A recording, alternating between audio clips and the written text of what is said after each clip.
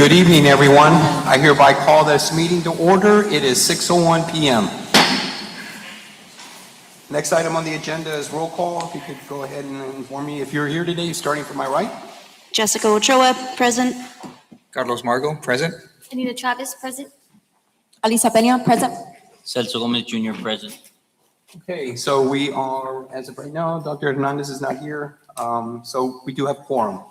Next item on the agenda is the Pledge of Allegiance. If you're able to do so, I ask that you stand and face the flag.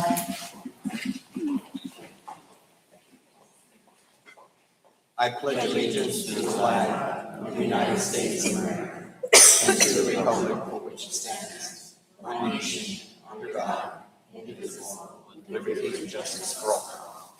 Thank you. You may be seated. Welcome, everyone.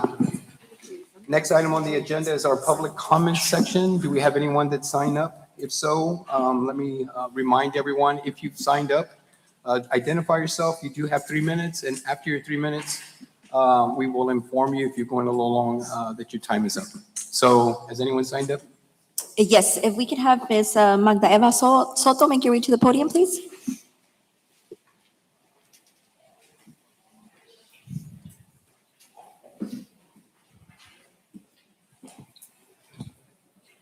Thank you, Blanca.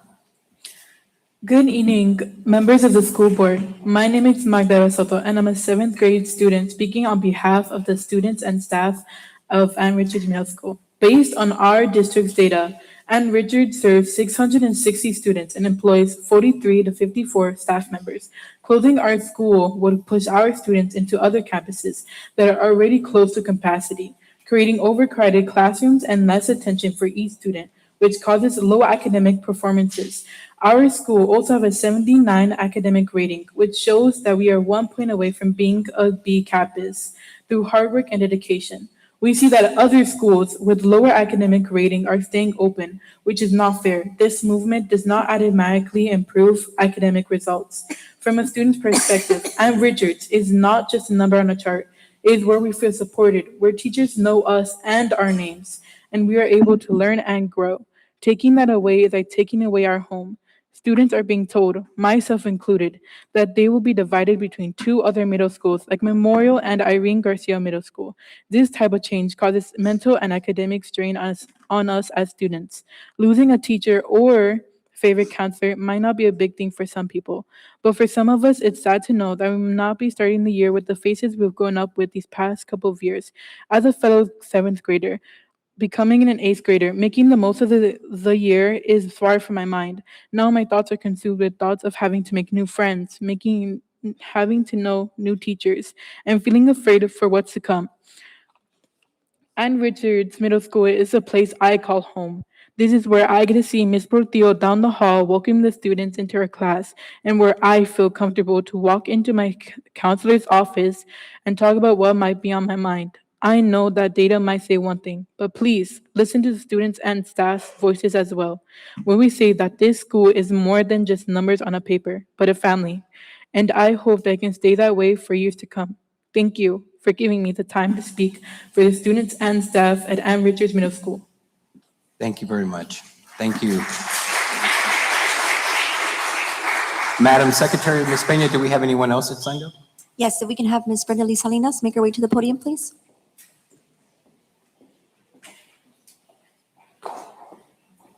Ms. Salinas, it's nice to see you again. Hi, thank you, likewise. And I did ask for additional time, maybe about 30 seconds, just in case. That's fine. Thank Granted. you, appreciate it. Good evening, President Alvarez, Dr. Sorensen, and members of the board. I'm here this evening as president of La Jolla FT, representing our members, educators, and staff who are deeply dedicated to their careers, to this district, and most importantly, to our students. Tonight's agenda item, the recommendation for the closure of the 5 campuses, is a significant operational decision. This recommendation is before the board for review, consideration, and action this evening. Approximately 80 of our members will be impacted. These are professionals who have continued to show up for students, often through challenges that existed long before this administration, and whose work and commitment continues to be valued across this district. La Jolla FT understands that the district leadership is sometimes required to make difficult decisions, and we are here, or we're not here, to create conflict with the district. And conflict has never been our goal. Our goal has always been and continues to be collaboration and solutions. I want to acknowledge that when La Jolla FT reaches out to Dr. Sorensen, to her cabinet team, and the central office staff we work with, we receive timely professional responses and great customer service. On behalf of our members, I want to thank the district leaders and staff who exemplify professionalism and partnership, helping us share accurate information and better support our members during transitions. Our requests are not about pressure or influence. They're about clarity, consistency, and fairness. For members who are listening, please know that your union is present. You're not alone, and we have your back. Much of our work happens professionally behind the scene because confidentiality matters, and every situation is different. Protecting privacy does not mean nothing is being done. Advocating calmly, respectfully, and through the proper channels is real, meaningful work, and it happens every day on your behalf. If this recommendation is approved tonight, our members who wish to remain with La Jolla ISD, they deserve a fair and meaningful opportunity through established internal processes.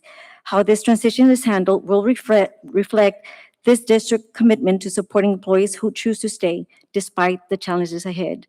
We will navigate this together with the guidance of our administrative leaders. At the same time, we must also recognize that many student successes happen across the district. Those successes exist because of the dedication, professionalism, and the heart of our educators and staff. And to our members, hats off to you for your continued commitment to our students and to La Jolla ISD. As long as our professional partnership with the district continues to be grounded in respect, transparency, fairness, and open dialogue, La Jolla FT remains committed to collaboration and supporting our members with integrity, professionalism, and care. To Dr. Sorensen, thank you, and to your hardworking team for listening to our members' concerns, meeting with us, engaging in civil dialogue. Those conversations, especially around policy, curriculum, and expectations, help our members better understand decisions when they hear them directly from district leadership. To the board, thank you for your leadership and service in guiding the district. You inherited a mess. We all inherited a mess, and we know that this work is not easy, and we appreciate your commitment to La Jolla ISD. Regardless of the board decision this evening, La Jolla FT remains committed to working collaboratively with district leadership to ensure that any resulting transition is implemented thoughtfully, transparently, and with respect to our members who will be affected. May everyone have a blessed evening, and thank you very much. Thank you, Ms. Salinas. Thank you very much.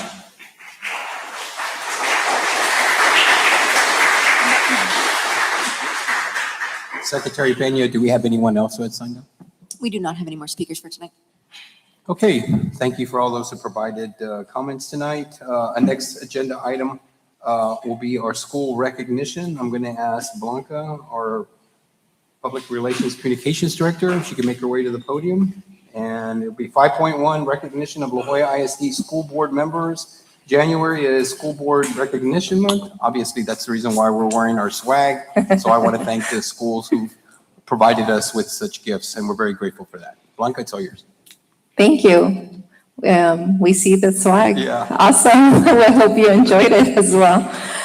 Good evening, Board President, Dr. Sorensen, Superintendent, and board members. As we recognize Board Recognition Month, we want to take a moment to thank our board members for the time, care, and commitment you continue to give La Jolla ISD.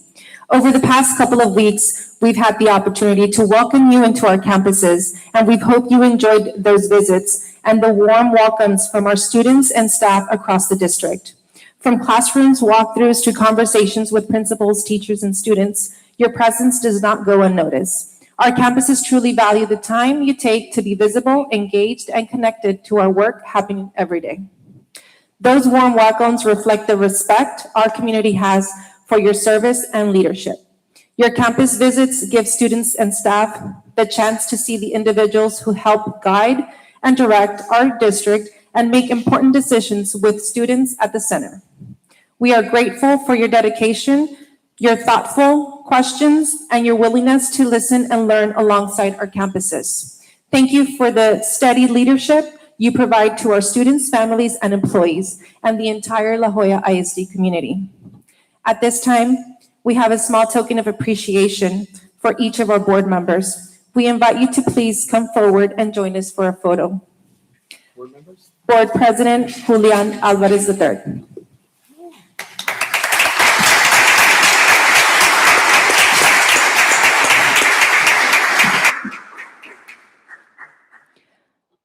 Vice President Ms. Anita Chavez.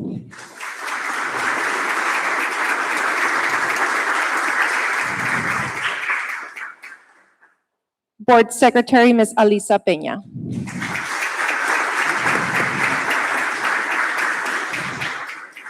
Board Member Mr. Celso Gomez Jr.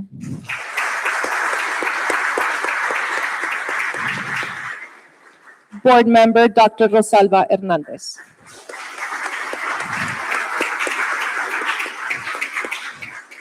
Board Member Dr. Carlos Margo.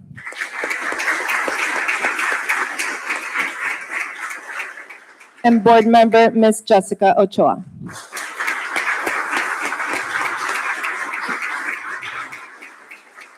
On behalf of La Jolla ISD family, thank you again for your service, leadership, and continued commitment for our students in our community. And if we can have Dr. Marcy Sorensen, please join us for the photo as well.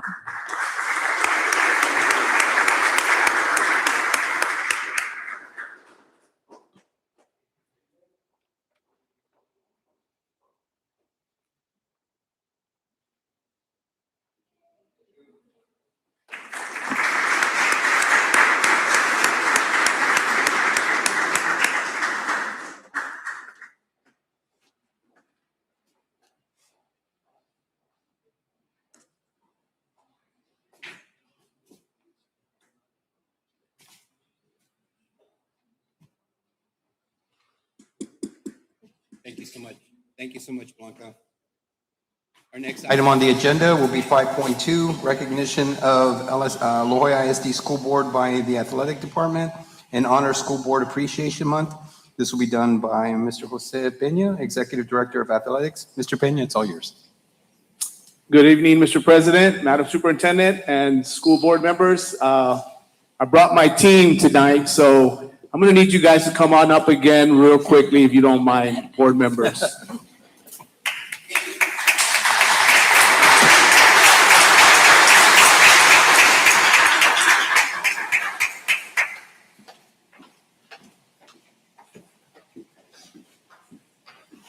Thank you, guys.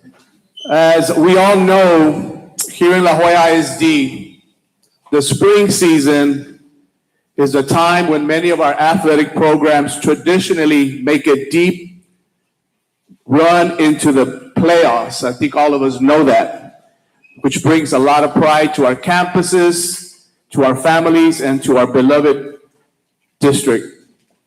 Tonight, the athletic department, along Juarez Lincoln High School, Palmview High School, and Our Lady Coyotes from La Jolla High School, would like to present each of you with your custom jersey as a small token of our appreciation for your continued support for our student athletes and athletic programs.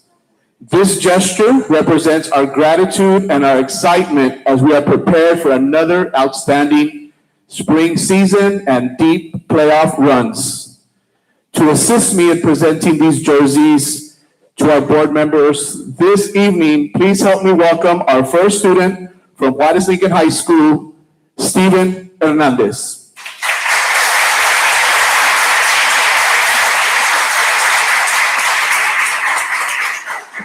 First and foremost, we want to appreciate everybody in the community from abroad.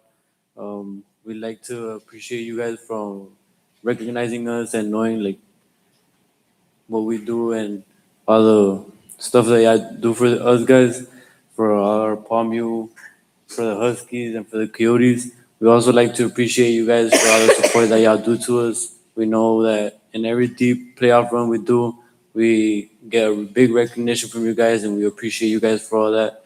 And I just want to appreciate my team, all our Husky, all our district, for everything that everybody does for us. And that's about it.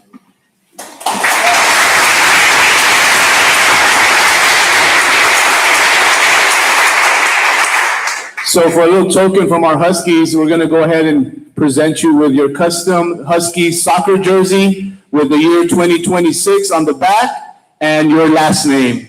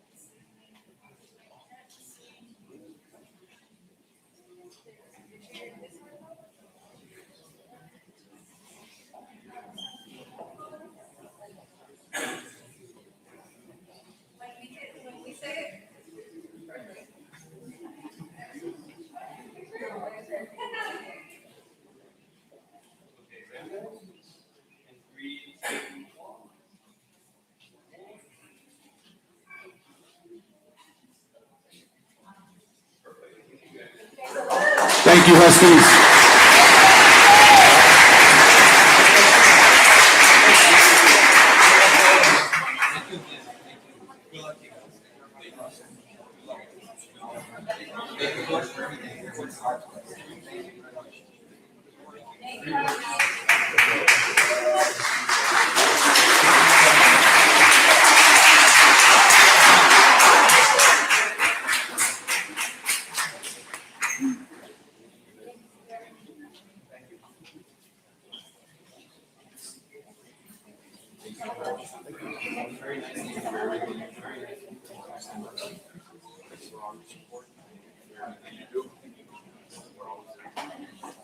Once again, thank you, Huskies.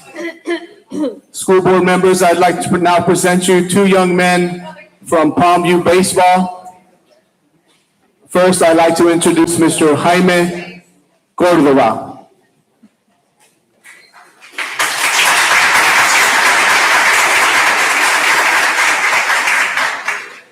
Good evening, everybody. Dr. Sorensen, school board members, and everybody's here. Good evening to y'all. I would just like to say thank you guys for all your support. And because without you guys, none of this would be possible. Our winnings, not just Palmview, La Jolla, and Juarez, our winnings are not just for us. It's not for our school, but it's for all of you guys. And to show that all your dedication and support is not going to waste. And we do this, guys. We do everything we do for you guys. Thank you.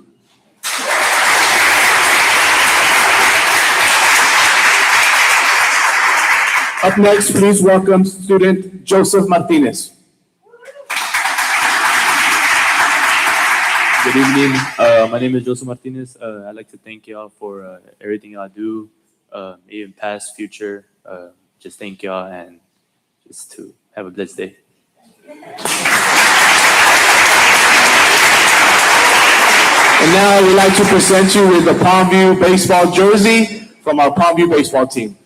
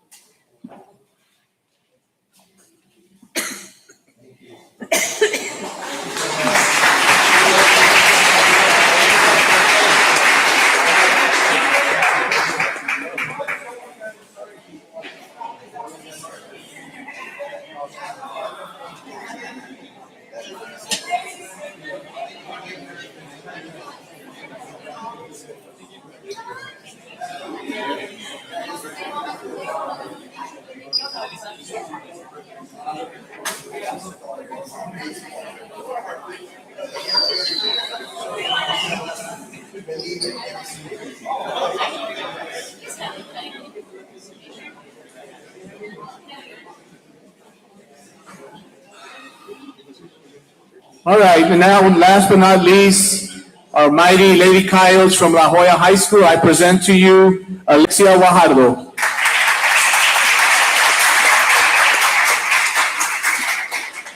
Good evening. For Board Appreciation Month, I want to sincerely thank our board members for their time, leadership, and dedication. Your work often happens behind the scenes, but its impact is felt every day. We are especially grateful for your support and vision in helping make the new turf field and scoreboards a reality. These improvements will benefit our students, athletes, and community for years to come. Thank you for your thoughtful decision-making and commitment to our district. On behalf of our staff and leadership, we truly appreciate your service and belief in our mission. Thank you.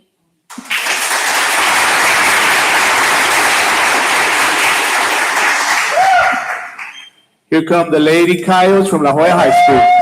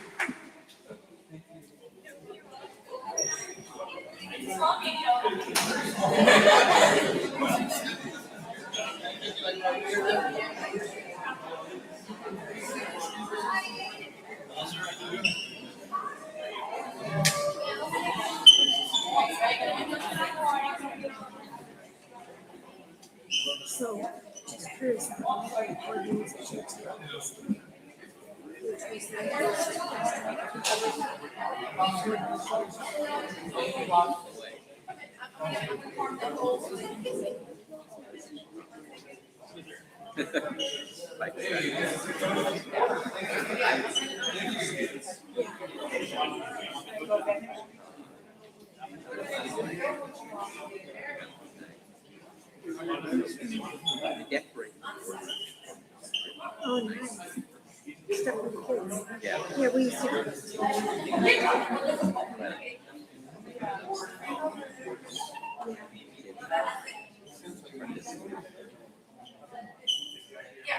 I walked my way to 3 or 4 jerseys. Yeah.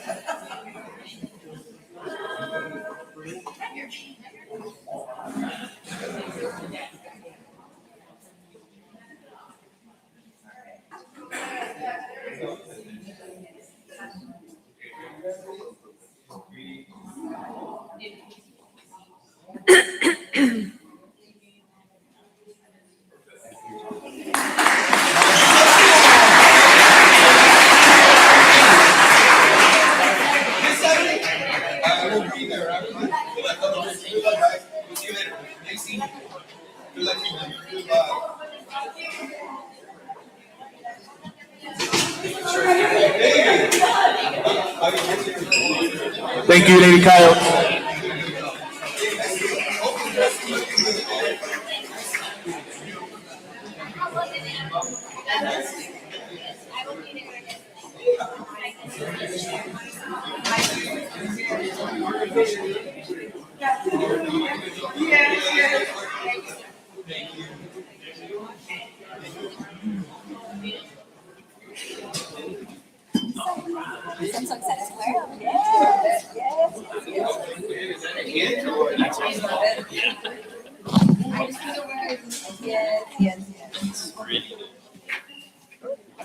Mr. President, Madam Superintendent, just want to say that, I want to say thank you to these kids, parents, teachers, staff, all the district employees that helped these kids get to where they are today. They represent the best of La Jolla. We're super proud of them. You could tell by the way they carry themselves that they're amazing student athletes, and want to thank you for your continued support, and can't wait to see you wear those jerseys on Tuesdays and Friday nights. And just want to say thank you from the athletic department. Have a blessed night. Thank you. Thank you, Mr. Peña. So before we move on to the next agenda item, I wanted to take this opportunity to thank you, Coach, and everyone else that was involved in tonight's presentation. I love the fact that we have our athletes here and they get an opportunity to stand here, take a picture with the board, and we're very humbled by that. But what I'm most appreciative of is the athletes that were here before us tonight making comments. I mean, as I was looking at them, listening to them, I was wondering which one of those individuals will be sitting here in a couple of years in my spot. So I look forward to that in the near future. With that said, I would like to move on to agenda item number 6, which is, well, before I do that, is there anyone from the board that would like to say anything specifically on Board Appreciation Month? I know that many of you have had a chance to go to the schools. Would anybody like to say anything before we move on to agenda item 6? I would, Mr. President, just want to say thank you to all the campuses I visited. I did 5 already, and they were all extremely warm welcomes that I received. And I do want to extend my appreciation, Dr. Sorensen, to the staff, principals, assistant principals, everybody, and just extremely impressed with the students. I mean, I really need to do more often because it was really rewarding to see the students at work. And I got a chance to do that at most of the schools I attended. So, yeah, just truly exemplifying excellence when it comes to the principals and staff and students. So thank you for the opportunity. Absolutely. Yeah. My pleasure. Thank you. Madam? Same for myself. It was overwhelming event at every campus. The teachers, the staff, the students, just bright-eyed and so cheerful. They are so proud of their campus, and they showed it. So I was proud to see that. Had the opportunity to go through classrooms and walkthroughs and observe PLCs. So thank you. I hope that we can continue this, and it's a proud moment to see our work in action. So thank you, everyone. Well said. Anyone else? Yes, I want to echo the same sentiments as my fellow board members. Being able to be at the campuses around the kids, right, is reassuring and uplifting when you kind of see their faces. We know why we're here, right? It really is for them. And I said this a few times, but it's like the best part of what we get to do and see our work in action. Just across the board. So very appreciative, very humbled, and very grateful that we get to do this. Mr. Gomez? Yes, I just want to say thank you to all the campuses I visited. It was a heartwarming welcome from every single campus. I got to meet students, had conversations with students, with volunteer parents, and everybody was very open to the conversation, and it was amazing. So I appreciate it, and I thank you so much. Thank you.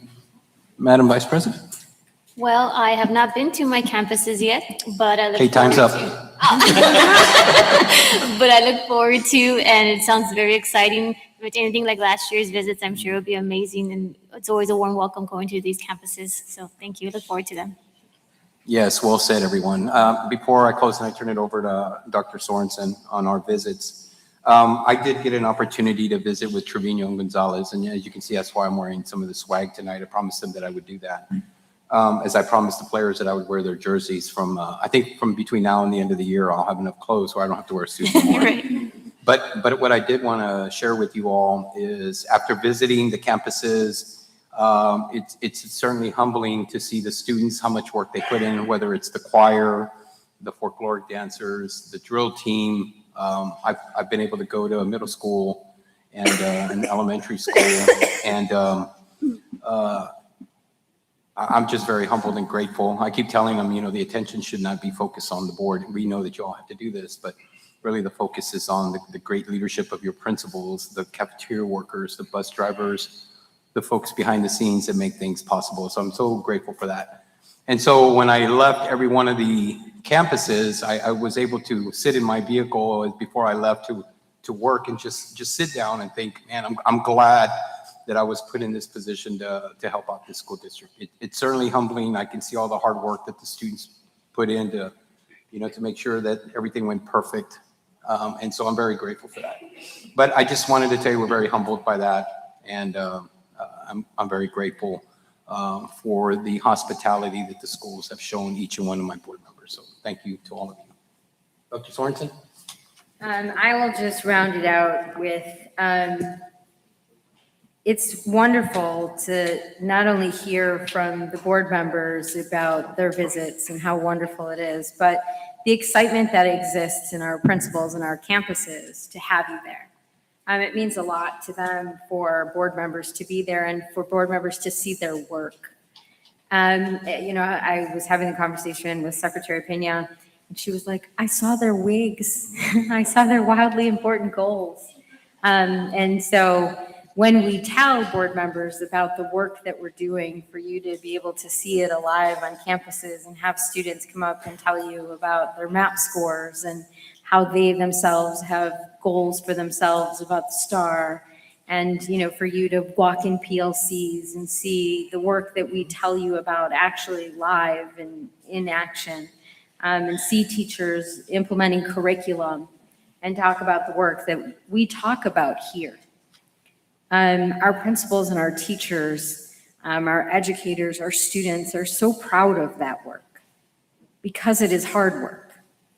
And so your acknowledgement of it, making the visit much more than a dog and pony show, but actually making it a visit that is authentic, about instruction, and making it about children, and making it about being a board member that cares about student outcomes is incredibly important to those that we serve. And so I thank you for that. And I know that those that are on campuses, from the cafeteria workers to those who make our schools look beautiful and pristine, right? Our custodial staff, to those who actually, bring our kids back and forth to school, our bus drivers, they appreciate that you see them for the work that they do every single day. And so I'm just grateful for that, in addition to being able to serve with you on this board. Thank you, Dr. Sorensen. Again, thank you. We will move on to the next agenda item, and I see that Dr. Little has made his way to the podium. This particular agenda item is 6.1 School Action Overview. Dr. Little, this is all yours. Thank you, Mr. President. Good evening, board, superintendent, and the community. We are back this evening after a roughly 2-month-long process related to our school action recommendations. So we are presenting our final recommendations to the board this evening and asking you to vote on and based on our recommendation, approve these items for next school year. So just to remind everybody, what we presented in November and what we're here presenting this evening, we are asking the board for approval for 5 school actions. The first 4 are all similar in terms of structure, and that is to close Benavidez Elementary, Pena Elementary, Leo Elementary, and Ann Richards Middle School. The 5th one is a bit different in the sense that we would close JD Salinas, but we would use next school year as a design and planning year to build a first of its kind career academy middle school for the district. And that would reopen at JD Salinas Middle School for the 27-28 school year. supporting and serving students across the district. So that is the core recommendations that we're going to dig into more this evening, as well as share what we've heard and learned from all of our engagement with the community through this process. So to start off, our 3 reasons have remained consistent in the spirit of these recommendations and what we are certainly striving for and committed to as an organization.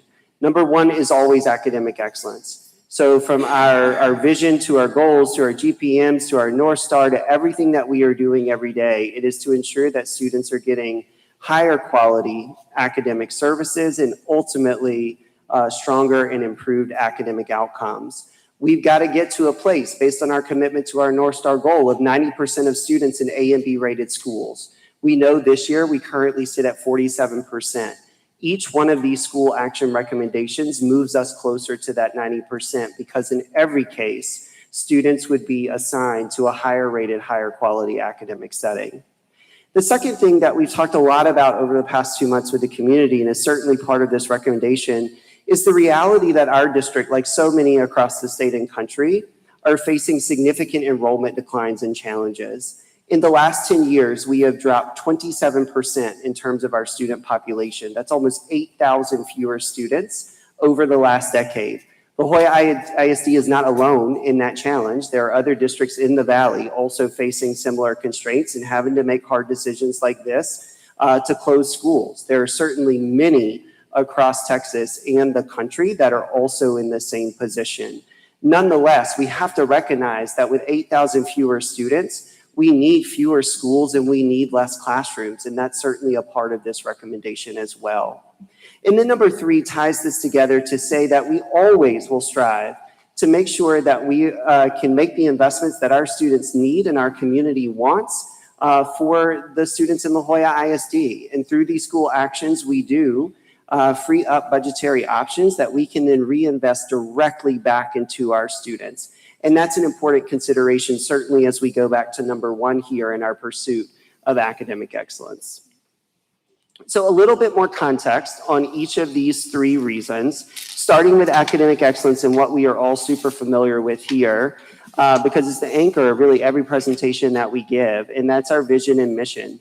Again, we're committed to educational excellence for every student. We literally say in our vision that it's the right of every student. And so that is work that we are doing every day to make that a reality. These school actions get us closer to that reality.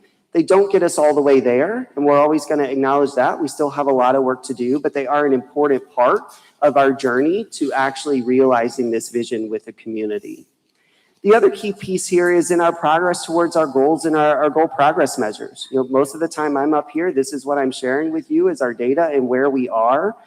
You have set, and we are working towards incredibly ambitious and rigorous goals over the next 4 and 5 years. And so part of these recommendations are doing what's necessary to ensure our students have access to the highest quality educators in the best and strongest environments.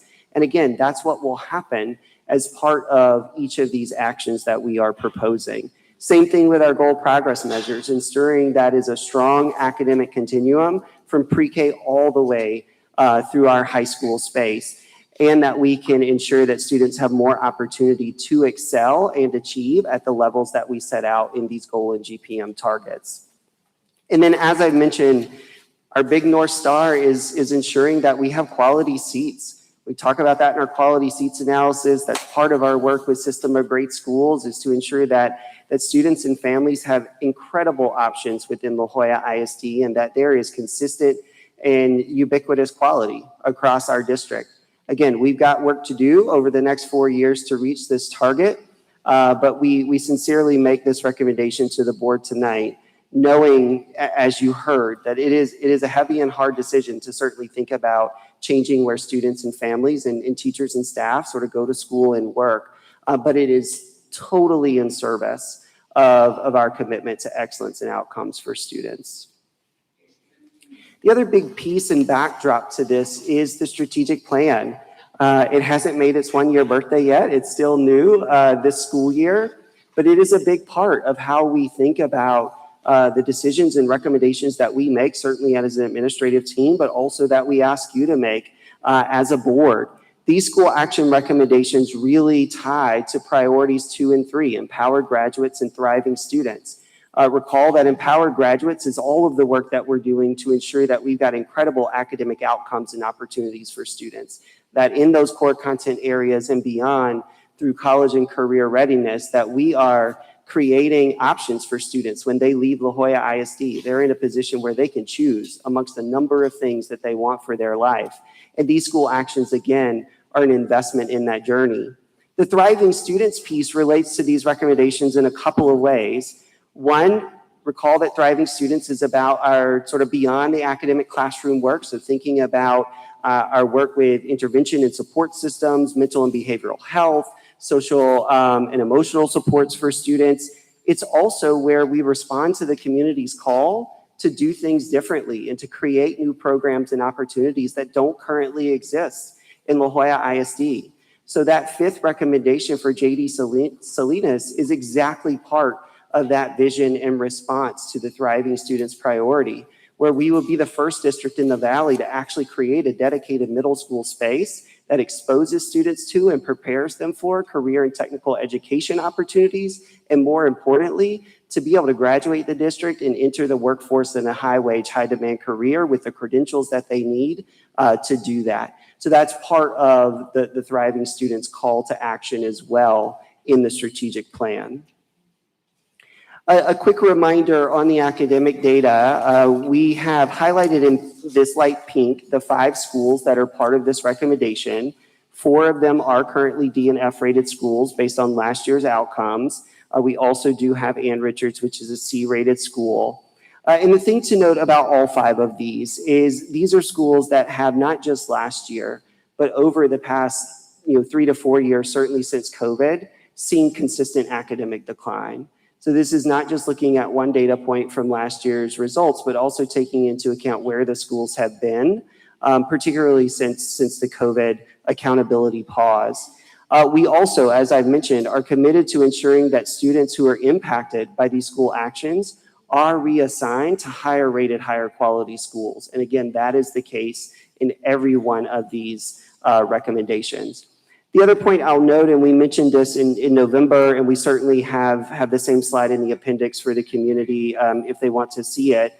There are DNF rated schools that are not highlighted pink and are not part of tonight's recommendations. What we clarified for you in the community in November is still our commitment. We are monitoring and working with those schools incredibly closely. We are expecting improvement and growth. All of them, to the WIG comment earlier, all of them have a wildly important goal to no longer be a D and F rated school, and many of them have a goal to become a B rated campus. And so that's the work that we are doing every day with the support that you've provided to us throughout the school year. And the other thing that we acknowledged in November, and is also still true, is that for Dr. Sines Middle School, we will come back to the board and the public in August after we get this year's final accountability results and make a final recommendation on whether we are proposing a school action for that school. Again, that would not impact next school year, but we have committed to that date transparently for when we will come back with a recommendation for Sines. And then not part of tonight's conversation, but just acknowledging we are in year 1, not even all the way through year 1 with Garza and Seguin and our ACE implementation, and that was a 3-year commitment, so we have 2 more years at least with the ACE work for those 2 campuses. So to turn our attention to number 2 here with the enrollment declines, we have fewer slides here, but still want to situate the context. We shared this line graph in our original presentation, which shows the enrollment decline over the last decade. Again, going from a district of almost 30,000 students 10 years ago to now less than 22,000 students. What we've added and what we shared through our community meetings is this table on the right, which shows the percentage of enrollment decline for each of the 5 schools. And you can see for 4 of the 5, that's significantly higher than the district average overall. Benavides, for example, is almost half as small as it used to be 10 years ago. That's a significant change in population. And as I mentioned, districts across the state, across the valley, and across the country are facing these same challenges.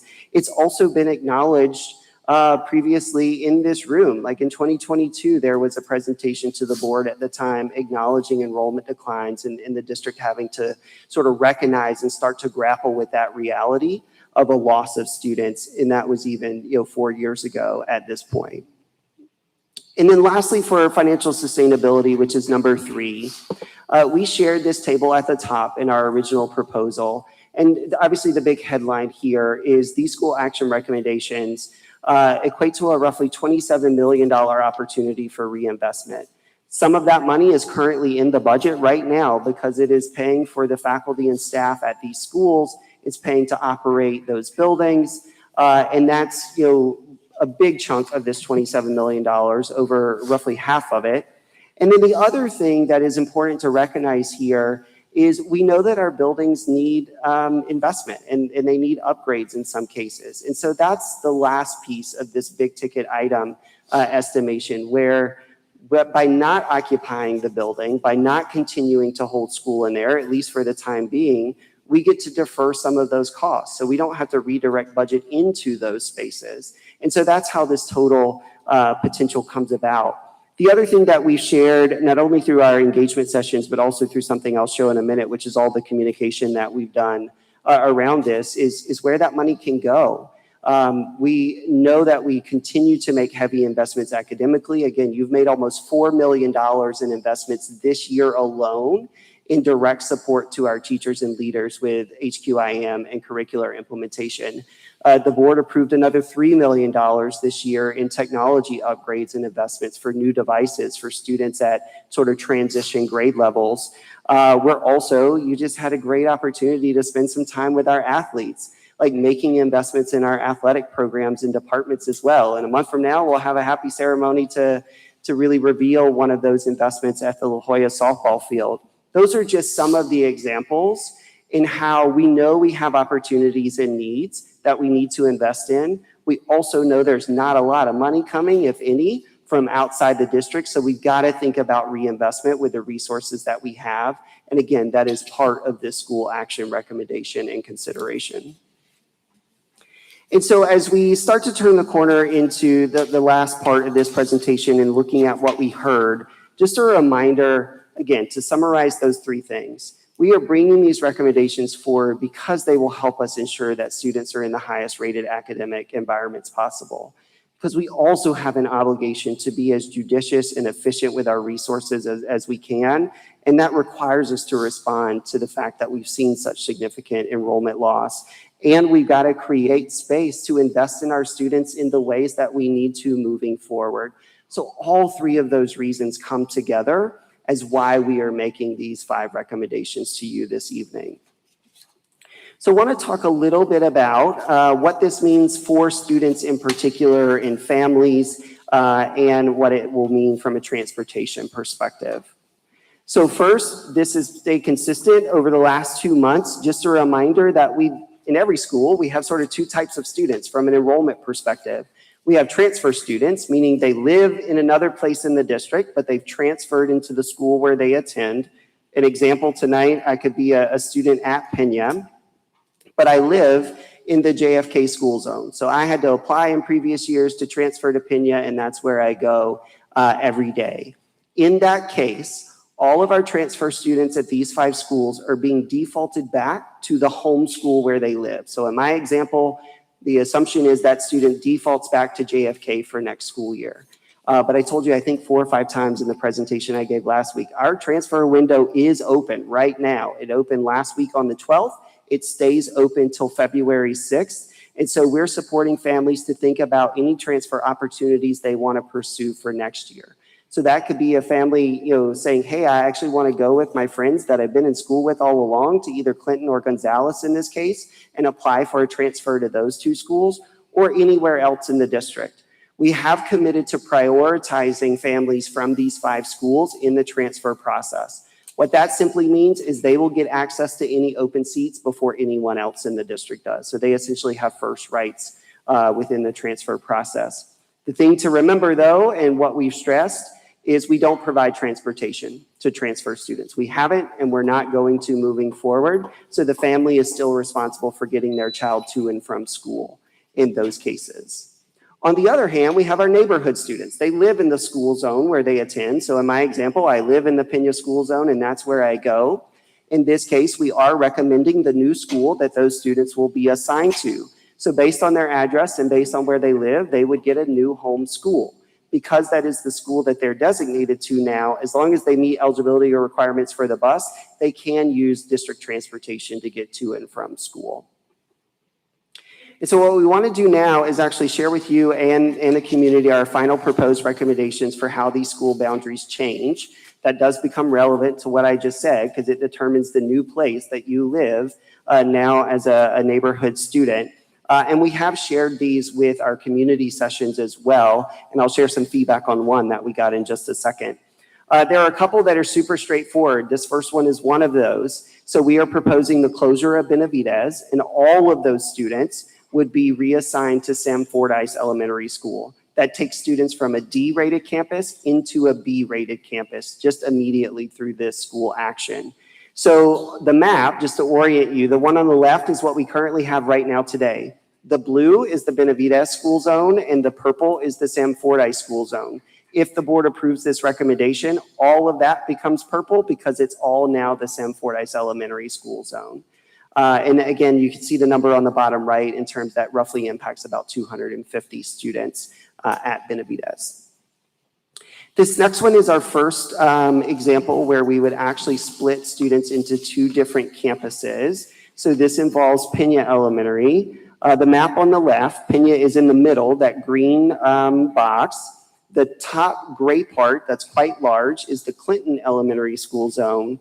And then at the bottom right in the light blue is the current Gonzales Elementary School zone. So we would be dividing this into two, where some students go to Clinton and others go to Gonzales. In both cases, again, students are moving from a D-rated campus into B-rated campuses.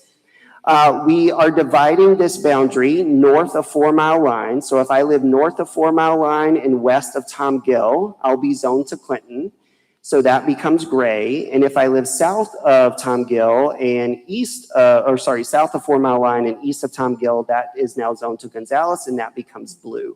This is a place where we did get feedback in the community session. We originally proposed a divider line that was a little bit more north at Circle 6. We had families in the room that pulled us aside and said, hey, that doesn't make sense because you're excluding a neighborhood literally like half a mile away, much closer to Clinton. We looked at that on the map with them. We went back and confirmed that the building could hold that number of students. It wouldn't impact transportation. In this case, it actually helped from a transportation perspective. And so we made that change. So what we're presenting to you here tonight already includes the direct feedback that we got in that session. And then the third one, Leo, this is the one that has probably changed the most since we first presented it to you, because when we presented it in November, we said that we would need to divide students between Flores and E.B. Reina. Again, after looking at building capacity, looking at current enrollment and number of transfer students, essentially all the students currently at Leo will be reassigned to Flores. So you see on the left, you got that sort of pink color, which is currently Flores. The purple is currently Leo. All of that now becomes a bigger Flores school zone. There are truly a handful of students that would be assigned to E.B. Reina, but that's because they live in that school zone. So this essentially keeps those two intact. And then for Ann Richards, this is our other case where the school zone is going to two locations. So the map on the left, there's a couple things to note here. The big green area is the current Ann Richards school zone. The orange at the bottom is Garcia, and that like slender pink box is Memorial. So in this case, students would be assigned either to Garcia or to Memorial. Students go from a C-rated campus into B-rated campuses. North of 5 Mile Line would be assigned to Memorial. So you see both of those are now that pink color. South of 5 Mile Line would be assigned to Garcia.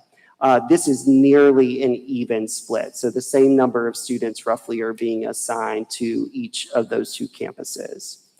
And then finally, with JD Salinas, on the map on the left, it is the big gray area is the zone for JD. That tall, slender blue box is the current zone for Trevino.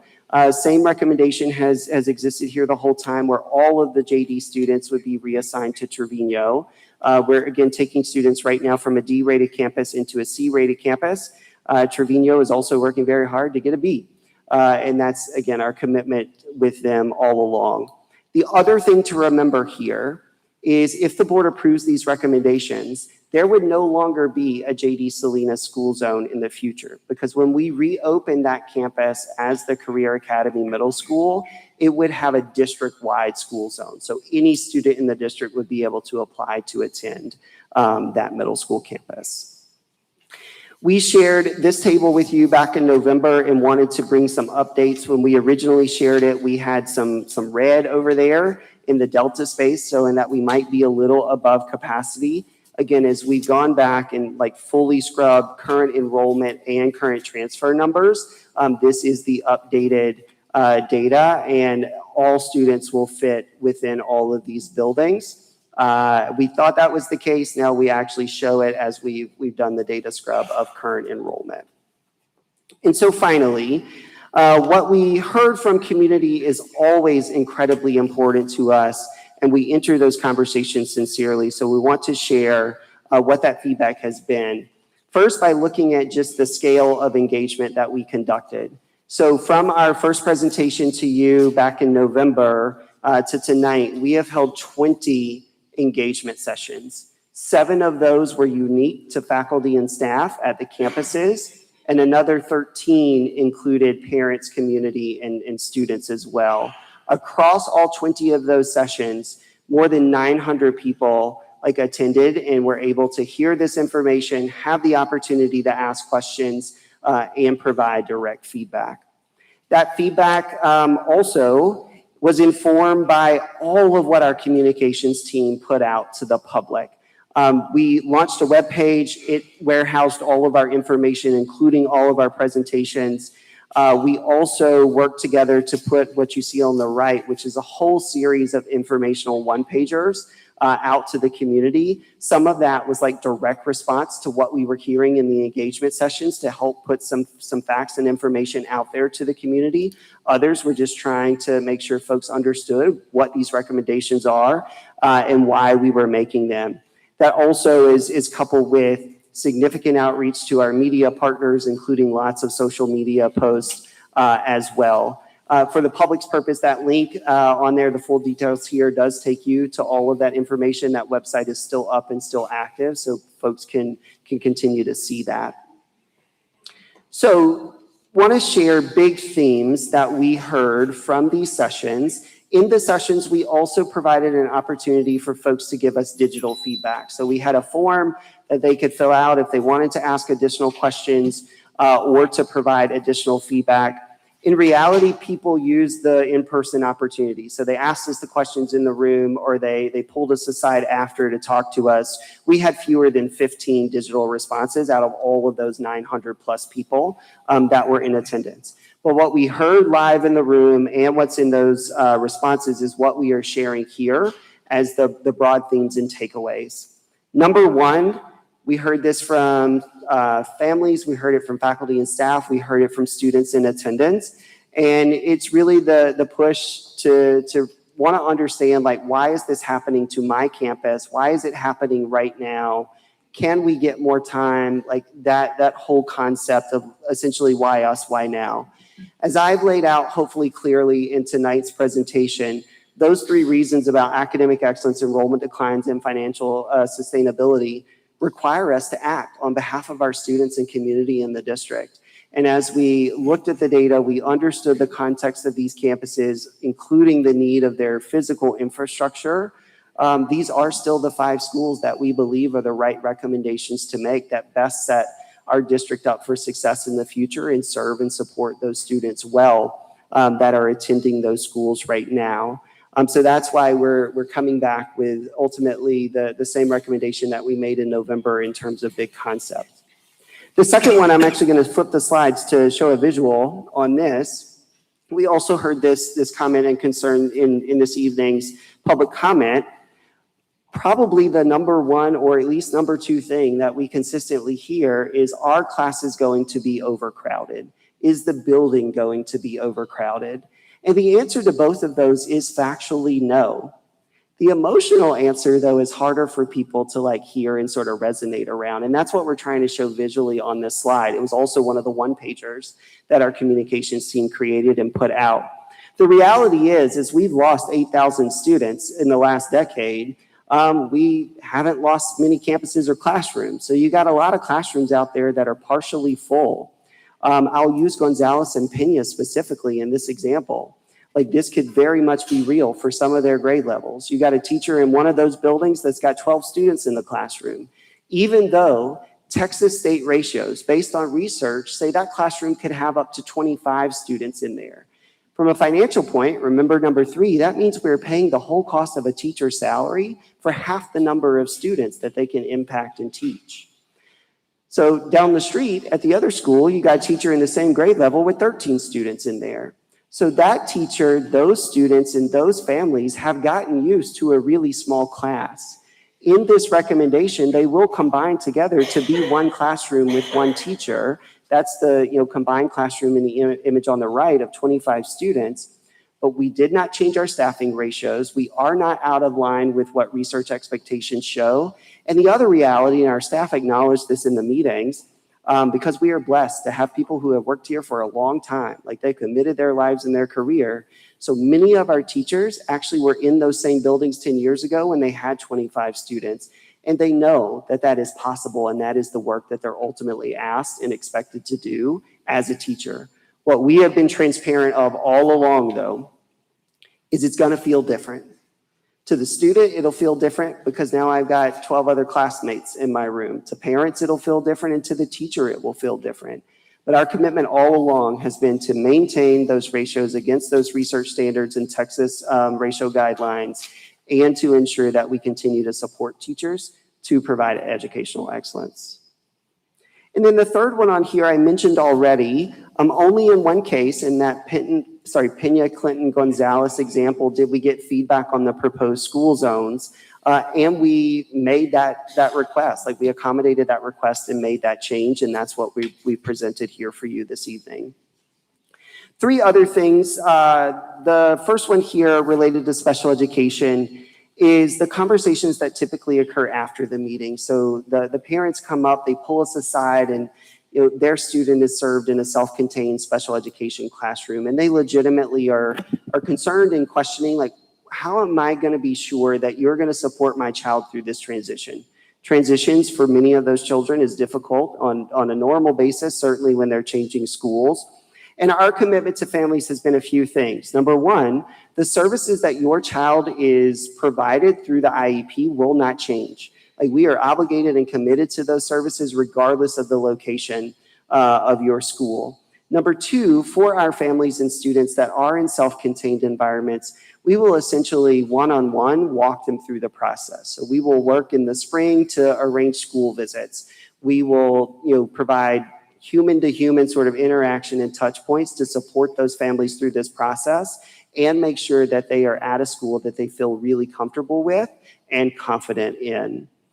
The second one here relates to staff, and that's the question about why do we have to reapply for our role? We have been clear and consistent in this response all along, and it goes back to our academic excellence reason. Number 1, these are pure school closures. And so that's important for you as you consider your vote this evening, is it is a pure school closure. Our policy and our program change practice means that then results in non-renewal of those staff, and so they go back through an application process. Part of that, though, also best ensures that we are bringing back into the district, which we very much want and need to do, our highest quality team members at these locations. When we talk about our commitment to academic excellence, that means that we are selecting and retaining the best people to work with students. And so through a rigorous, fair, and transparent selection process, that's how we can best guarantee that we are ensuring that our best educators and team members continue to be part of La Jolla ISD. Our human capital team has also made the commitment where we will ensure that folks are informed, they are supported, they have resources to answer their questions, and they know how to go through that application process and that timeline. And then the last one, not satirically, because this did come up multiple times in the conversation, is most likely the frustration. And it's essentially like, if we would just take the funding that we pay for the superintendent and the cabinet, we would not have to make this recommendation. Remember, when I talked about number 3 with financial sustainability, that's up to a $27 million impact to reinvestment opportunity. There are not enough of us in cabinet, the superintendent, or the whole executive leadership team to even come close to that number, or to even come close to the number that one school represents in the potential financial savings. So we certainly stand here like humbly and lucky to do this work and to serve this community, but also owe transparency in that we are talking about a much bigger scale of financial need and support for our students than what is provided in compensation to these team members. So that leaves us with a reminder on the staffing and program change piece. So if the board grants these recommendations and you vote to approve them this evening, that does result in us taking these 5 school actions. So the 4 schools would close, JD Salinas would close, and then we would work to redesign and reopen it as a new school in the future. You have, from a staffing perspective, done the first 2 steps of the program change process. So you did those leading up to this point. That helps everyone be super informed and clear on the process and helps us to ensure that we provide adequate time for staff to plan and prepare. If you approve this tonight, we will come back at the next board meeting on the 11th for the final step in the program change process, which is the last step of approving that program change and implementing those non-renewals. And then the other thing that we want to share, because it's also an action item for you this evening, when I first presented these recommendations in November, we also commented, and it was on the slides, that we would remove the designations, the specialty designations that campuses have through this process. That particularly impacted 2 of our middle schools that are receiving campuses in this case, Memorial and Trevino, but it really covers our elementary and middle schools totally. So tonight we are asking you to start the process for us to be able to do the program changes for those designations. That has much more limited impact in terms of scope compared to the school action recommendations. We only have dedicated staff due solely to the designation at some of our middle schools. That is not true at our elementary schools at this point, where there is additional like unique staffing in that case.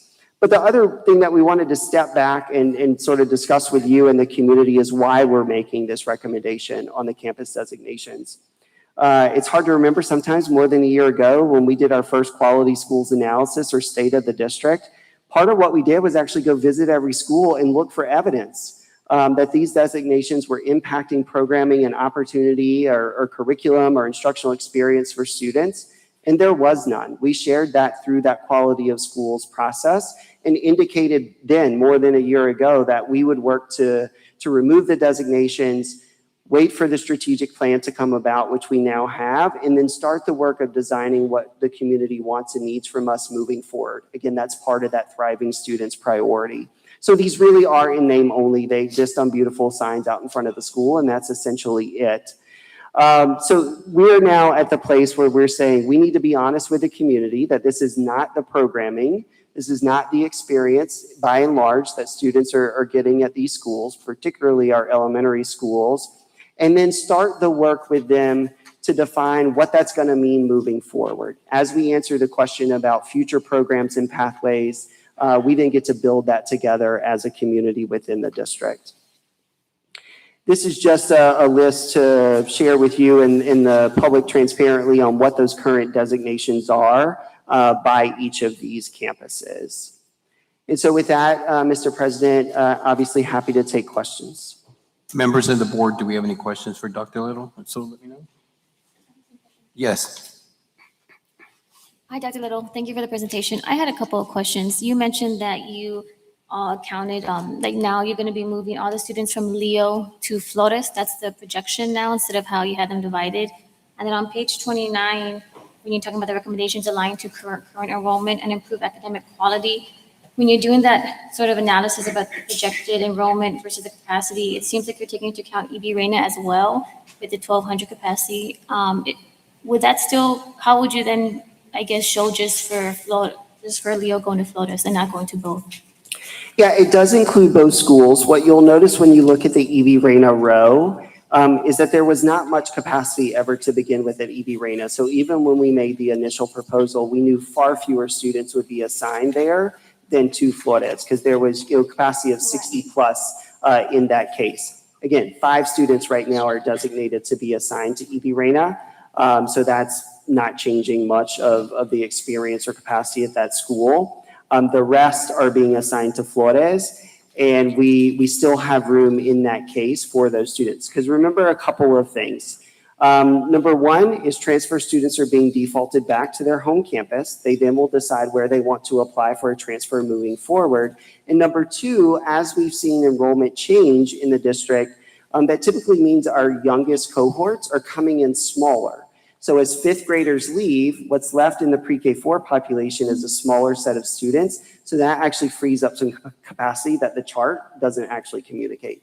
Okay, and then my second question was, when I went to the Leo engagement session that they had, a couple of the parents had mentioned that in their opinion, right, that when you compare Leo to Flores, building-wise, just not even taking into account the academics, that they were stating that the Flores Elementary had better facilities, like maybe, I think they mentioned larger cafeteria, larger classroom, just the amenities seemed higher quality. So if this closure proceeds, is it something that y'all think of, well, maybe, so I'm not sure if it's true, so I've never been to Flores, but let's say Flores does have better, or Leo has better facilities, that you'll maybe keep the students, move Flores to Leo type of thing. You keep the building, but you keep the school, which you kept open, but you keep the building that's of better quality as a working facility. Yeah, and to be clear on our recommendation here, it is to put students in the Flores Elementary building. That was our original recommendation in November. That's still the recommendation that we are making. Yes, we heard some of those concerns. We've been in Flores Elementary multiple times, including like a week ago. It is a lovely place to be in school. Many families experienced that directly when they came to the session earlier this week, in fact. We had over 125 people attend the Flores community session. So those were families from Leo coming to meet some of those teachers and team members and staff and see the building. And so understand that that concern was raised. Don't think it changes our recommendation at all, which is why we're proceeding as I've shared tonight. Right. No, I didn't think it was going to, I wasn't asking that to see if it would change the recommendation. I was just saying in the terms of if the Leo facility itself was better than from how they made it sound like, well, can everyone just come to the Leo, make the school Flores, right, type of thing. They were just trying to say that, well, these amenity, the facility, the classroom is bigger, more space, right, type of newer cafeteria. That was, I think, what they were trying to say, like, oh, not negating that this needs to happen, but they were just saying, Yeah. the campus is better. But okay, thank you. Any other members of the board have any questions for Dr. Little? Dr. Little, so you started your presentation, and great presentation, by the way. You started your presentation by saying that La Jolla ISD is not unique to what's going on. These are the same challenges that other school districts, not only in South Texas, are having, but throughout the state and the country. So appreciate that. You also stated, and again, for those that are watching us and those that are present, that this discussion was taking place in year 22. So just years ago, we were having the same discussion. And so it's not something that was just brought on the last couple of months. So this is something that has been in the plans, I'm sure, for the last couple of years. So we appreciate you stressing that. And then the data that you've been collecting to confirm everything that you just stated in front of us is very important. So we appreciate the fact that you've done that. I don't really have any questions, except that I'm very thankful for you, as referenced by my colleagues here, that they attended some of these meetings, these stakeholder meetings with the public, and I appreciate it. And the fact that we had over 900 plus people attend these, provide comments, certainly we're very appreciative of those folks that took time from their busy schedules to visit with us. So thank you for that. I really didn't have any questions, except, just for clarification purposes, was to say that that we're very grateful again for meeting with the public, and I'm assuming, and I'm especially grateful to Blanca and her staff for making sure that that the public is kept aware of what's happening and that all our messaging is in both in English and Spanish, because I've seen that. So thank you for that. Thank you. Members of the board, do we have anything else? Board President, can I have? one Yes, more Dr. comment? Sorensen. To add to your point that the conversations were also had previously, I think that the board and the community are also aware, because we had to take action as a board to rescind 5 1882 partnerships that were entered into by a previous board for 5 elementary schools that were going to enter into an 1882 partnership with Region 1 upon our entry. And so those were due to not only underperformance, but also low enrollment. And so those conversations were entered into and agreements were entered into by previous boards for reasons that we're addressing today, which are under enrollment and poor performance. And so agreements were made and decisions were made by previous boards around 1882 agreements to have those schools be operated by Region 1. And so when we walked in February of 2024, there wasn't yet enough work that had been done for us as a board to be confident yet for those schools yet to be handed over. And so in partnership with Region 1, we decided to pause on those agreements. And so again, I know the community is aware of those and that action that was taken by a previous board. And we actually made a decision as a board to undo that agreement. So just wanted to point that out, that these conversations and decisions were made previously. Thank you, Dr. Sorensen.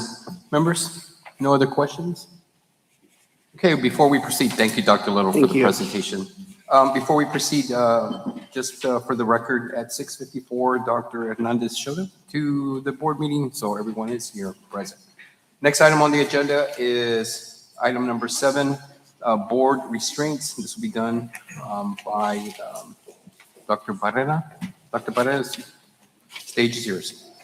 Good evening, Board, Mr. Alvarez and Dr. Sorensen. Today I bring you a conversation about one of the constraints that you guys developed and approved. The particular constraint or guardrail is that the board would not give operational advice or instructions to district personnel or district leadership. So these constraints are guardrails, right? These are guardrails that the board has placed upon themselves to make sure that they're staying in line with effective board practices. And this board has been trained initially for 2 hours and many updates in the last 2 years since we've been together on the Texas Framework for Effective Board Practices, which is the integrity instrument for Lone Star governance. Within this tool that we use to evaluate ourselves, or you use to evaluate yourselves, I'd like to ask you to turn to page 30, which is the synergy and teamwork area. So this constraint that you guys wrote, it comes from somewhere. So I want to share with the community, it lives and is rooted in this effective board framework. If you look at preparing to focus, the third and fourth bullet down, you guys agree that a committee's role is to advise a board, not to advise the staff. And more importantly, you agree that a board officer, each of you are board officers, your role is to advise the board and not advise the staff. This is difficult for many boards to understand, and everybody means well. Everybody thinks that they have great ideas to share, but this was written like this for a reason, because we want to make sure that the person who you have hired to run this district is a superintendent. And in our case, it's Dr. Sorensen, and we need to give her all the authority she needs to be able to make decisions on behalf of the board. So if you look at meets focused, the second bullet says we agree that all members have adhered to all policies governing board operating procedures. And if you recall, we approved that, I believe, back in November. In those board operating procedures, we used this very framework to guide and to cement our work. So all of this framework is in there. So we mentioned that several times. If you look at the master's focus column, this one is a hard one to achieve because it says, we agree that all board members have adhered to all adopted board constraints during the previous 3 months. That means none of these things have happened. We're just talking about one constraint today, but when we evaluate ourselves, when you evaluate yourselves, you've got to answer this. And if you can say, if not everybody can say that this happened, then you go back to the meets, as we've done before. The last bullet in master's focus is agree that no board member has given operational advice or instructions to staff members during the previous 3 months. Again, these are very clear as to board responsibilities. And so today, the reflection we bring to you is for board constraint number 3. The board will not give operational advice or instructions to personnel or district leadership. So there are some questions that we have for you to think about as you prepare to rate yourselves on this. So public statements. Have I made any statements that could be interpreted as operational advice? Again, you may not intend to provide operational advice. If others perceive it as that way, that's an issue because we want to make sure that all board members are very clear on their role. Social media.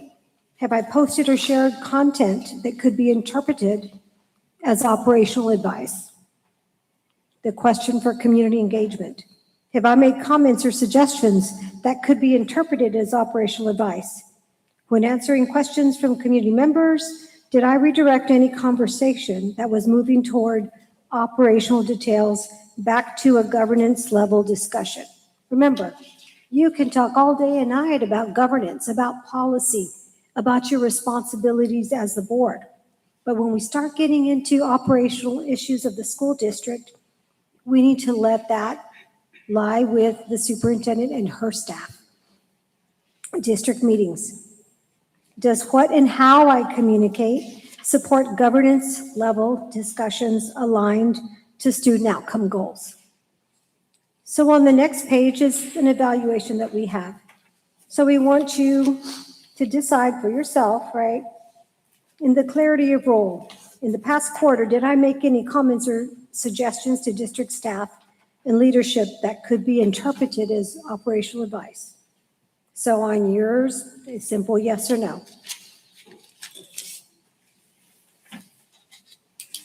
The second one is regarding community trust. When engaging with the community, did I redirect any conversation that was moving towards operational details back to the governance level discussion? Yes or no?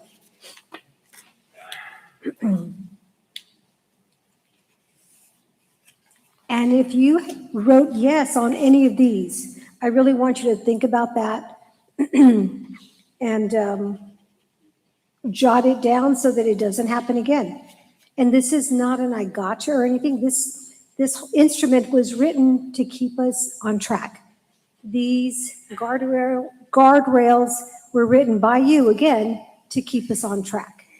And all of this work that you guys have done and all of the training, it centers you and the district on operating at a high level so that we can yield high performance of student outcomes.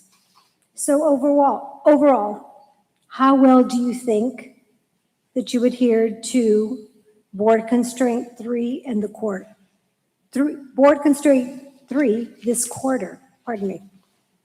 So we want you to use a scale of 1 to 3. 1 meaning needs improvement and 3 excellent. So board, now it's time for you to have a discussion. We don't need actual, I don't need anybody to talk about who did what, but it's a yes or no, and do we think that we have adhered to our constraint? So I'm going to open the floor to you guys. What are your thoughts? Board members? I feel that since we started, back in August before TEA came in and when our very first training started, they were very clear about and telling us how we were supposed to do our role, focus on policies rather than intervening with the day-to-day operations. And I feel that it has been ingrained from, like you said, not only the first 2 hours where we started trainings, but it has been something that's been brought up to the front several times. And you guys have helped us lead whenever somebody comes to us, asks us for any questions, specifically, like you said, the daily operations. We figure out who that specific topic correlates with and direct them appropriately. Okay, thank you. Anybody else? Any other comments? Any other comments? I'd like to say that, yes, we're continually re-educating and going through trainings to ensure we are in compliance. And of course, we have yourself as our coach to continuously guide us. So thank you for that. You're welcome. Anyone else? Okay. So as a group, does anybody want to throw out a number? Where do you think that you rate between a 1 or a 3? I want to say 3. What would you say? 3. You would say 3? I'd say a 3. Anybody else? 3. Do we feel that it's a 3? I mean, if we only have the choice of 1 or 3, yeah, of course. Well, you could choose a 2.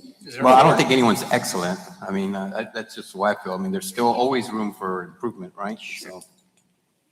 Well, There is always room for improvement, but this is a definite, have you done it? Have you, I see it kind of like, is somebody pregnant or not? So, So I bring this up, and I know we prepped for that in previous conversations. We prepped for this. We know that when we do our next evaluation, this will determine how we score ourselves, how you score yourself. And I've coached already 4 different boards in the state of Texas, and everybody wants to get the highest score, just like we all do. We all want to show, yes, we're good, we're good. It feels good to win, right? And it feels good to do well. But I tell other boards all the time, progress is not linear. It doesn't just go like this. You've seen our data. Sometimes there's dips in the data. There's things that happen. It doesn't, we don't change, the whole strategy, right? But we understand it's a learning curve. So does anybody want to change it, or are we thumbs up everybody on a 3?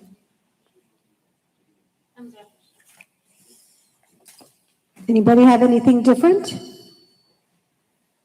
And again, this is you guys modeling that you're reflecting, and you are keeping yourselves in check. I think Go ahead. I was gonna say, I think a pretty a safe self-assessment is a 2. Going back to your point, Julian, that there's always room for improvement and to kind of redefine our roles is important with the community. So I would say a 2. Anybody else? Well, because I'm a team player, as you referenced in your remarks, and some of my colleagues have referenced they would like to be a 3. How about 2.5? Well, I second the motion. No, again, that's just my personal opinion, that there's always room for improvement. And every day that I step foot on this campus or in this district and I listen to presentations like that was just shared with us, there's always room for improvement. And there's things that I learn all the time. So I couldn't say that I was excellent or that this board is. But we strive for that. As your governance coach, I work and I learn with and from many, many different members of this team. I was on a couple of campuses today, in fact, and so people feel the need to come and tell me things or ask me, hey, is this is this okay? Is this cool? Is this, behavior that they hear us having these conversations, they hear us doing these self-assessments. And so they asked me, is this appropriate board behavior, or do you think there's, some overstep? And I would agree that in the past 3 months, there's been a few missteps, right? And so I don't think the score of a 3 would be appropriate. 2 is 2, I can live with the 2, but I want to make sure you guys feel and understand that. Because again, you're rated as one board. There's 7 of you, right? There are 7 of you, but you are rated as one board. So can we say it's a 2, everybody? Thumbs up if you're okay with a 2, or if you have something different to say, please share. Dr. Marco? I think originally when we were discussing the adherence as a board to BC3, I think excellent in that context did not necessarily mean perfect, but I think we all did rather well in at least attempting to be perfect. But I think that's, just to clarify that, I think when we said 3, was not necessarily saying that we're perfect, but definitely room for improvement. I'm okay with a 2, where the rest of the board is. If that to us signifies room for improvement or defines it, then I'm okay with 2. But I still think that a 3 still left room for improvement. That a 3 what? I'm sorry? I still think that a 3 would have still left some wiggle room for improvement. But if we're looking at it more as a 2, having that room for improvement, then I'm okay with 2. Well, knowing that excellence is here at the very top. When that means at the very top, that means everybody's up there. That's my interpretation. If that's a scale, then yes, I understand. Right. Okay. Yeah. Board Member Ochoa, do you have anything you want to add? And Mr.? No, I mean, the main thing is, I guess, each of us rate ourselves, right? And we can look at our paper and say, we might be a 3, but then, we talk about as a board collectively, then yes, I would go back to being a 2 and still working our way to make sure that we are flawless and have no mistakes, right? And we're excellent 100%. Then yes, I would say a 2 would be justifiable. And understand, board and community, my role as the governance coach is to challenge you. All of these, the goals and the constraints that were written, they are written to challenge the organization, not to make you look good. And this is a learning experience not only for you, but for the community, much more importantly, because we want the next board that's elected that comes back. We want them to continue with this mindset and to think about their behavior differently. So I thank you all for your openness and for your feedback. And we'll go with a 2 for this constraint or guardrail. Does anybody have any questions or comments? Members? Thank you, Dr. Pereira, and thank you for making the trip to South Texas. All right, next item on the agenda is 7.2, Lone Star Governance Time Tracker. This is Joseph. Thank you, Joseph. Yes, sir. Good evening, Mr. Board President, members of the board, Dr. Sorensen. Pleased to bring you our January 7th Time Use Tracker report. Of course, this stems from our Lone Star government work, where we as a district are working hand in hand with the board on a continuous improvement model where we're laser focused just on one thing, and that's improving student outcomes. It's everything that we do. So for last meeting, our January 7th meeting, here's our report. I'm pleased to share that for the first meeting in the last couple meetings, we've hit our threshold of time spent on student outcomes over 50% of the meeting. So if you look at the left-hand column, that indicates where student outcomes minutes were generated. 6 minutes.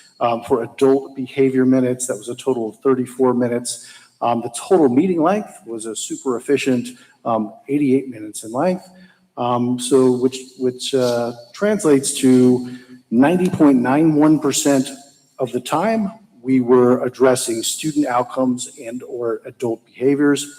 And then for student outcome minutes, a total of 52.27 minutes. And of course, we strive for every board meeting to have the agenda and our presentations address more than 50% of the time student outcomes.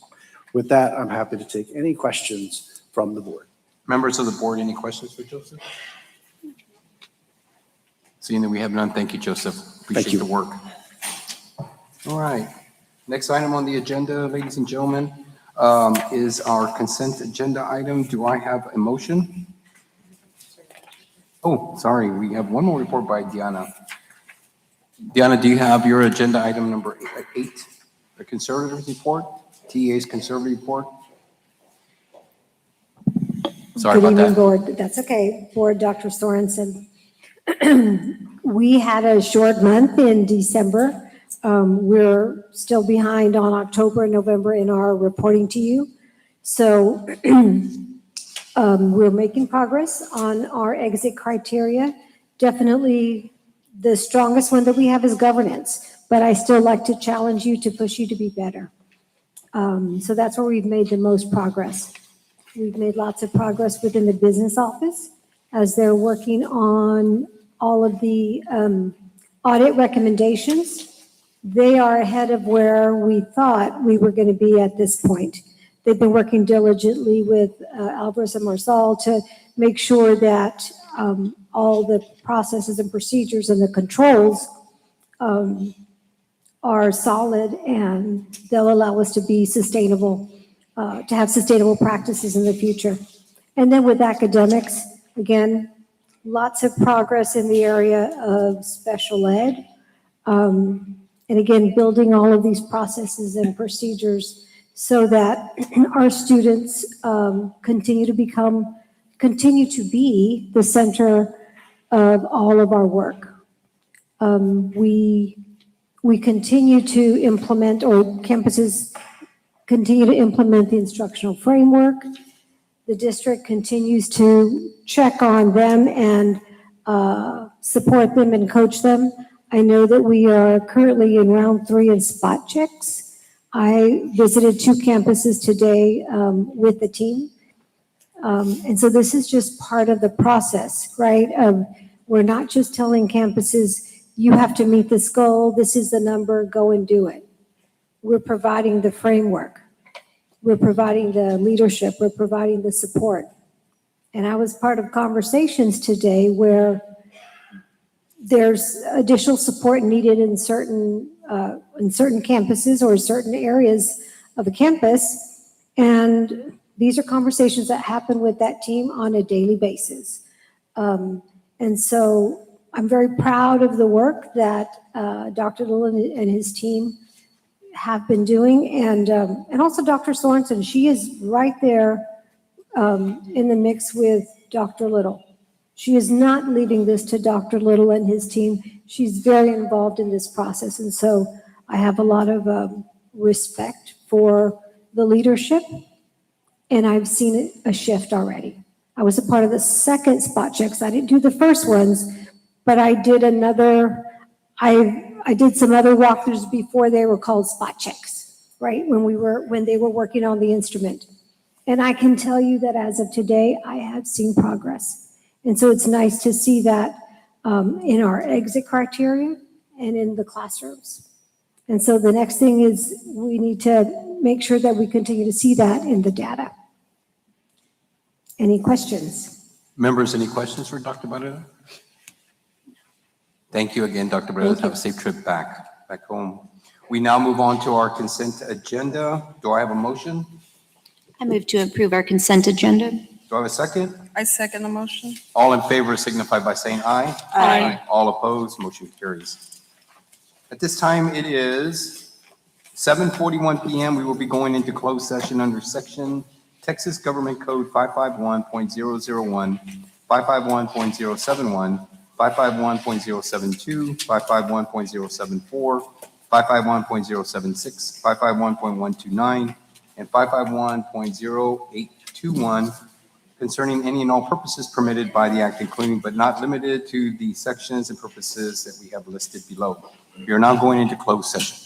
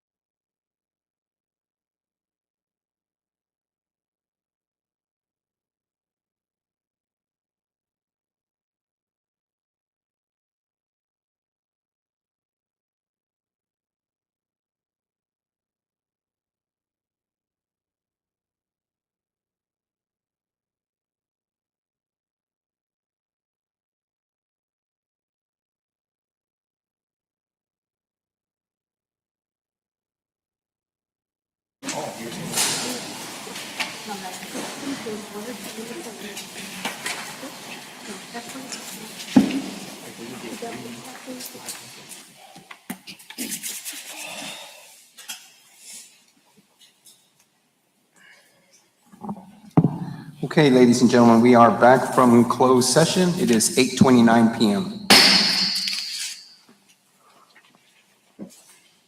Next on the agenda is 12.1, approval of recommendation to permanently close 4 campuses, Benavides, yes, Leo, Peña, and Richards, and temporarily close the restructure of 1 campus, Salinas Middle School, and approve campus zoning boundaries as presented.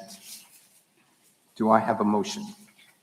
I move to approve the administration's recommendation to close Benavides Elementary School, Peña Elementary School, Leo Elementary School, and Richards Middle School prior to the start of 2026 through 2027 school year, and to temporarily close Salinas Middle School pending its reopening as a middle school of choice for the 2027 through 2028 school year. Do I have a second? I second the motion.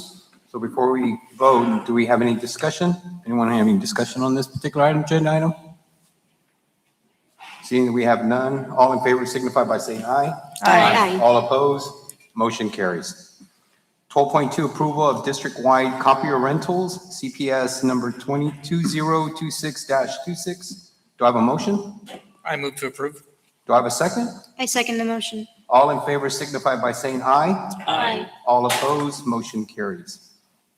Item 12.3, consider and take possible action to approve Resolution 2026-01, adopting program change and removing of campus specialty designations. Do I have a motion? I move to approve item 12.3. Do I have a second? Second the motion. All in favor signify by saying aye. Aye. All opposed, motion carries.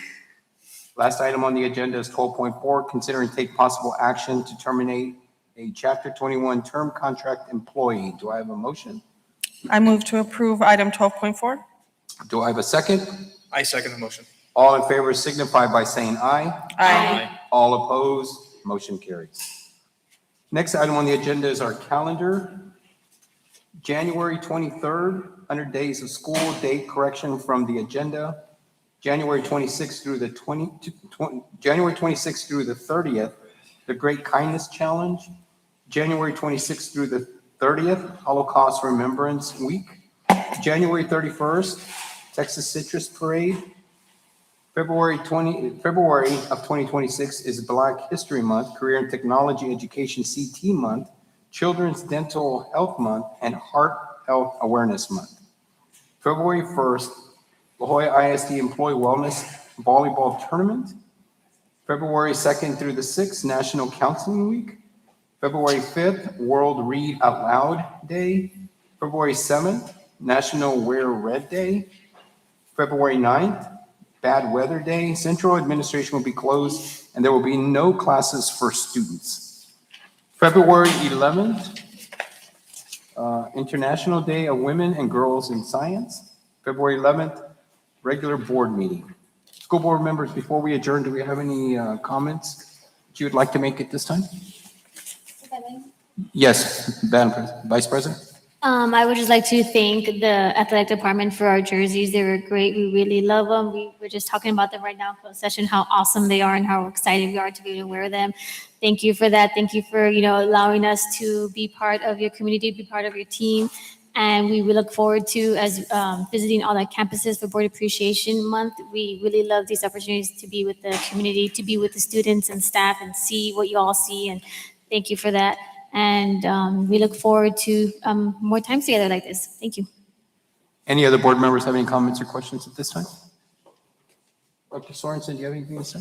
Board President, thank you. I just want to acknowledge that what was just decided by the board is a challenging decision for the community. And it was not a decision that I know that the board entered into lightly. And so while I thank the board for approving the recommendation, it was also not a recommendation that I and my team entered into lightly.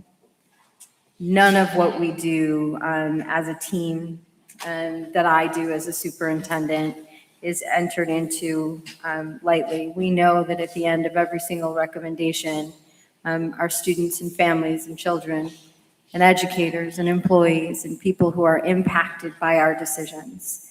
And we know that there is history and tradition and legacy and excellence that lives here in La Jolla. And so we want to acknowledge that. And because lately I'm living in this space of both and, we also have an obligation to look to the future. And that future has to include what is fiscally responsible for our district, new investments for our children, ways in which we allocate funds that go back to our children, ways in which our children are exposed to all that they deserve inside and outside the classroom, ways for us to be innovative and create programming that prepares them for the future, ways in which we can invest in our employees and our infrastructure. And so that comes with the really hard recommendations that I have to make as a superintendent when our district experiences population change that we as a community have been discussing for years. And so I am here to discuss it with anyone who wants to discuss. We are open to hearing you as we continue these processes. We want to help our families make these shifts and changes. And I also thank the board for trusting us to do what is right for our district, because it is not always easy to do what is right. But our hearts and our minds are 100% on doing what's right for our students and our district, our employees, in moving us forward while still honoring tradition and history and legacy. Thank you, Dr. Sorensen. Well said. Members of the board, anyone else have any comments before we adjourn? Seeing that we have none, do I have a motion to adjourn? I move to adjourn this meeting at 8:37 PM. Do I have a second? I second the motion. All in favor signify by saying aye. Aye. All opposed, motion carries. We are adjourned.